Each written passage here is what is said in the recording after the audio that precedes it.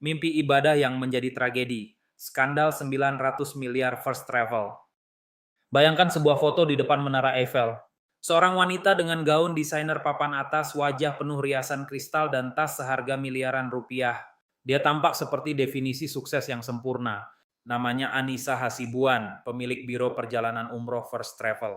Namun di saat yang sama, ribuan kilometer dari Paris, tepatnya di terminal bandara dan kantor-kantor cabang, ribuan orang tua sedang menangis. Mereka sudah menghemat uang makan selama bertahun-tahun, menjual sawah dan menggadaikan mas kawin demi satu tujuan, menginjakkan kaki di tanah suci. Janji keberangkatan yang terus ditunda akhirnya berubah menjadi kenyataan pahit. Uang mereka tidak pernah dibelikan tiket pesawat. Uang itu justru berubah menjadi rumah mewah, koleksi mobil, dan tiket liburan keliling Eropa bagi pemiliknya. Inilah kisah penipuan berkedok religi terbesar di Indonesia. Tawaran yang terlalu indah untuk menjadi nyata. Semuanya dimulai dengan tawaran yang sulit ditolak.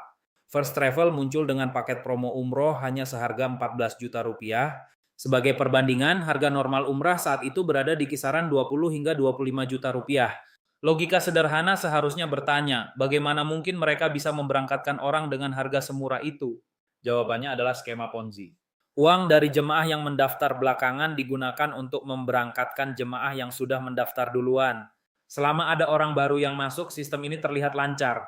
First Travel bahkan menggunakan jasa artis-artis papan atas untuk membangun citra bahwa mereka adalah biro perjalanan yang kredibel dan eksklusif. Masyarakat tergiur dan dalam waktu singkat lebih dari 60.000 orang menyetorkan uang mereka. Kerajaan mewah di atas pasir. Andika Surahman dan Anissa Hasibuan, pasangan suami istri di balik First Travel, mendadak menjadi sosialita baru. Mereka membeli rumah bak istana di kawasan Bogor dengan gorden seharga ratusan juta rupiah. Anissa bahkan menjadi desainer Indonesia pertama yang tampil di peragaan busana bergengsi New York Fashion Week. Publik terpukau. Tidak ada yang menyangka bahwa kemewahan itu dibayar dengan tetesan keringat petani, pensiunan, dan guru honorer yang berharap bisa umroh. Di balik layar, lubang keuangan mulai menganga. Karena biaya keberangkatan asli jauh lebih mahal dari harga paket promo, perusahaan mulai berutang ke hotel-hotel di Arab Saudi dan maskapai penerbangan. Keberangkatan mulai tertunda 1 bulan, 2 bulan, hingga akhirnya bertahun-tahun. Saat itulah kegelisahan jemaah mulai berubah menjadi kemarahan. Runtuhnya Istana Kristal. Agustus 2017 menjadi akhir dari drama ini. Polisi menggeledah kantor First Travel setelah laporan korban menumpuk. Saat digeledah, kenyataan yang ditemukan sangat mengejutkan. Saldo di rekening perusahaan yang seharusnya berisi triliunan rupiah hanya tersisa sedikit. Total kerugian mencapai hampir 900 miliar rupiah dari 63.000 jemaah yang gagal berangkat. Investigasi mengungkap bahwa uang jemaah dialirkan untuk membeli saham perusahaan lain, membayar kartu kredit pribadi, hingga membiayai pameran busana di luar negeri. Persidangan kasus ini menjadi salah satu yang paling dramatis. Jemaah yang hadir berteriak histeris menuntut uang mereka kembali.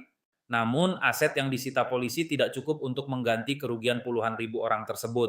Sebuah keputusan hukum yang kontroversial bahkan sempat menyatakan bahwa aset sitaan tersebut dirampas untuk negara, bukan dikembalikan kepada para korban. Pelajaran pahit bagi kita semua. Kasus First Travel adalah pengingat keras bahwa penipuan bisa datang dengan wajah yang sangat religius dan santun. Para pelaku memanfaatkan titik terlemah manusia, yaitu kerinduan untuk beribadah. Pelajaran terpenting dari kasus ini adalah jika sesuatu terdengar terlalu indah untuk menjadi nyata, biasanya itu memang tidak nyata. Tidak ada rumus ekonomi yang bisa membenarkan harga paket di bawah biaya operasional dasar tanpa ada maksud tersembunyi. Jangan pernah tertipu oleh kemasan luar, jumlah pengikut di media sosial, atau dukungan dari para selebriti. Penutup, keadilan yang belum usai. Hingga hari ini, ribuan korban First Travel masih berjuang untuk mendapatkan hak mereka. Bagi banyak orang, uang 14 juta rupiah mungkin bukan angka yang besar, tapi bagi para korban, itu adalah tabungan seumur hidup dan harapan spiritual yang dihancurkan. Kisah ini adalah pengingat bagi kita semua untuk selalu kritis dan waspada. Jangan biarkan air mata jemaah First Travel menjadi sia-sia tanpa kita petik pelajarannya. Bagaimana pendapat kalian tentang keputusan aset yang disita negara? Apakah menurut kalian itu adil bagi para jemaah? Tulis komentar kalian di bawah. Subscribe channel ini kalau kamu suka, tetap waspada, dan sampai jumpa di kasus selanjutnya. Keserakahan tidak mengenal batas, bahkan ia berani meminjam jubah suci untuk menutupi busuknya niat.